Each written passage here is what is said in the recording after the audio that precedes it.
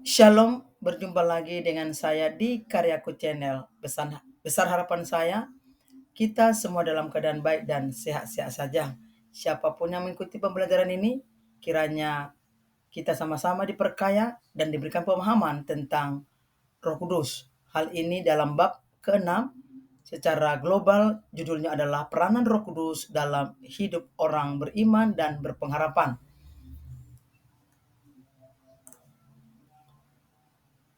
Memahami janji Roh Kudus, lewat modul ini akan kita bahas tentang janji kedatangan Roh Kudus dan mengajak kita semua untuk memahami pentingnya Roh Kudus dalam kehidupan Kristen serta tujuan dari pembelajaran ini.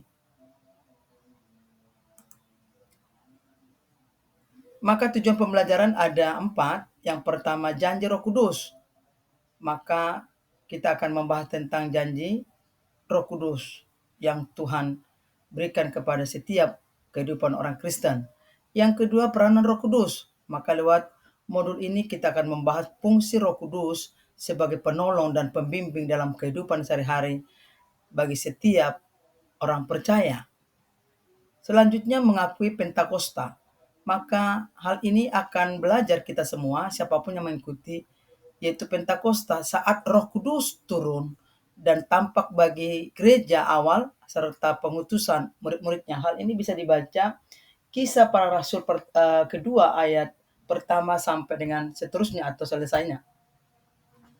Maka secara gambaran modul ini diberikan kepada kita atau peserta mendapatkan gambaran secara umum tentang isi modul termasuk aspek-aspek kuncinya akan dibahas terkait Roh Kudus dan janjinya.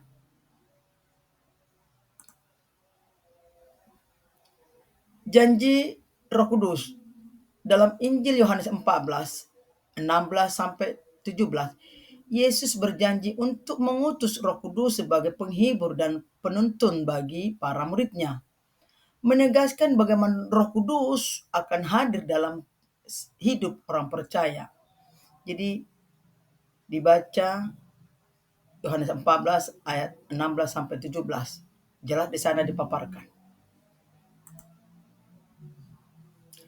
Janji Roh Kudus, konteks janji dan kedatangan Roh Kudus, Yesus memberi penghibur kepada murid-muridnya, menegaskan kehadiran Roh Kudus sebagai janji yang pasti dari Bapa. Yaitu sudah dinyatakan di dalam firman-Nya. Sehingga kita yakin dan percaya akan janji dari Bapa di surga. Maka hal ini secara signifikansi teologis Roh Kudus ada 3 secara signifikansinya. Yang pertama, penghibur. Roh Kudus berperan sebagai penghibur yang menawarkan penghibur dan kedamaian kepada orang percaya di masa-masa sulit, mengingatkan kita siapapun akan kehadiran dan janji Tuhan di tengah tantangan hidup. Jadi jelas sekali secara signifikansinya bahwa Roh Kudus akan senantiasa menyertai kita. Yang kedua itu memandu. Sebagai pembimbing, Roh Kudus memberikan hikmat dan arahan, membantu orang percaya memahami kehendak Tuhan dan menghadapi kerumitan hidup dengan keyakinan dan wawasan rohani. Jadi kita dipandu, diarahkan. Selanjutnya, membantu atau pembantu. Roh Kudus bertindak sebagai penolong, memperdayakan orang Kristen untuk menjalani iman secara aktif, memperlengkapi setiap orang percaya dengan karunia rohani untuk memenuhi tujuan kita dan melayani orang lain secara efektif. Jadi itu secara signifikansi teologis Roh Kudus. Selanjutnya, Roh Kudus dalam Tritunggal. Hal ini perlu dipahami, Roh Kudus adalah bagian penting dari Tritunggal, berfungsi sebagai pemandu dan penghibur dalam kehidupan orang percaya, membantu mereka, kita semua yang percaya, memahami dan menghayati iman kita atau iman mereka yang percaya kepada Tuhan.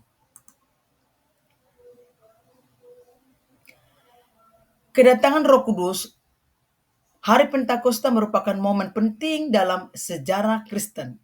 Kita harus tahu tentang sejarah ini. Maka boleh dibaca Kisah Para Rasul 2 ayat 1 sampai dengan 47 supaya jelas. Ya, jadi harus tahu sejarahnya. Supaya kita tidak mengomong kosong, maka bacalah firman Tuhan dalam Kisah Para Rasul. Jelas sekali dipaparkan di sana. Maka hal ini elemen kunci Pentakosta atau hari Pentakosta. Kalau kita membaca dan mengamati dalam Kisah Para Rasul, ada suara angin sebagai ciri dan khasnya atau simbol bahwa turunnya Roh Kudus, kehadiran ilahi, ada lidah-lidah api.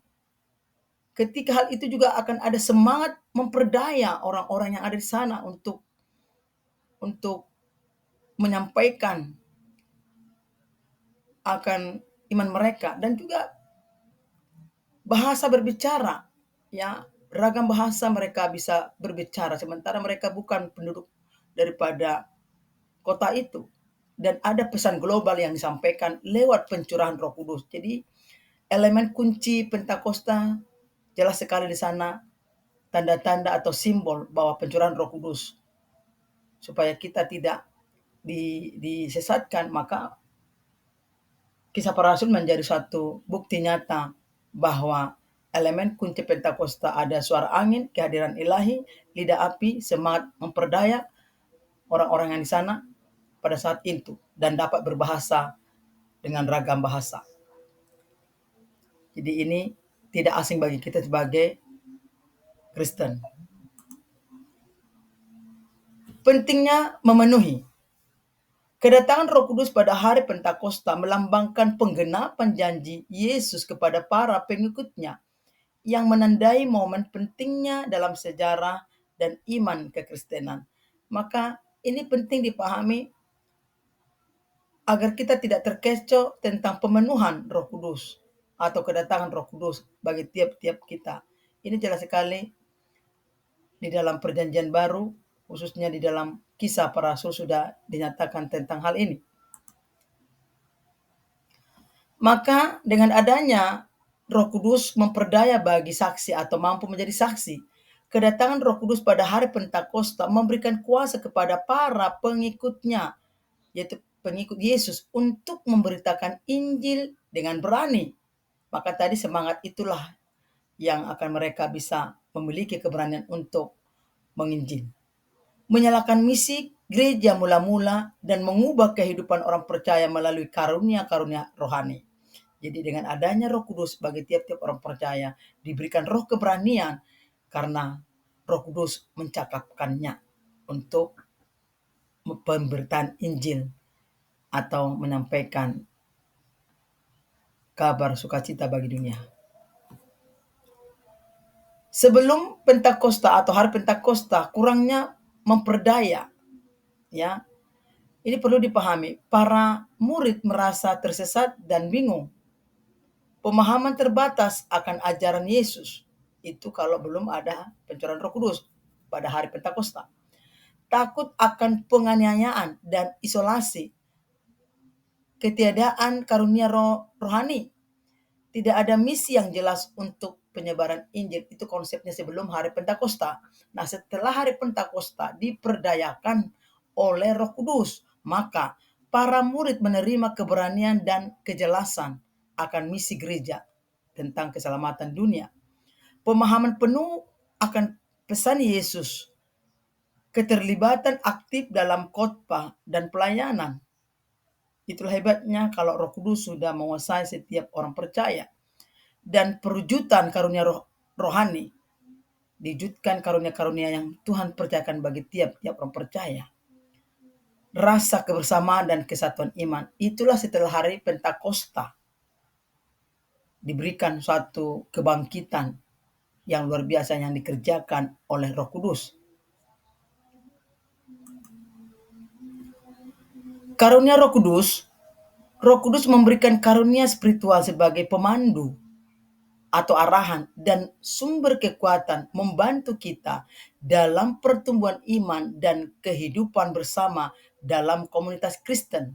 Jadi tiap-tiap kita diberikan karunia-karunia, ada sebagai mengajar, gembala, penginjil dan sebagainya.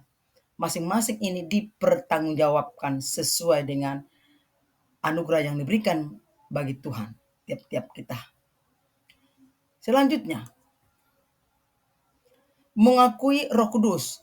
Dalam bagian ini kita akan menyadari kehadiran Roh Kudus yang bekerja dalam hidup kita dan menginspirasi kita untuk hidup dalam iman dan pelayanan. Jadi Roh Kudus itu akan menggelisahkan kita untuk melakukan pelayanan di setiap kehidupan kita. Jadi mari kita akui Roh Kudus itu akan menyadarkan kita bahwa kita tidak bisa tinggal diam untuk menyatakan kuasa Tuhan dalam hidup kita.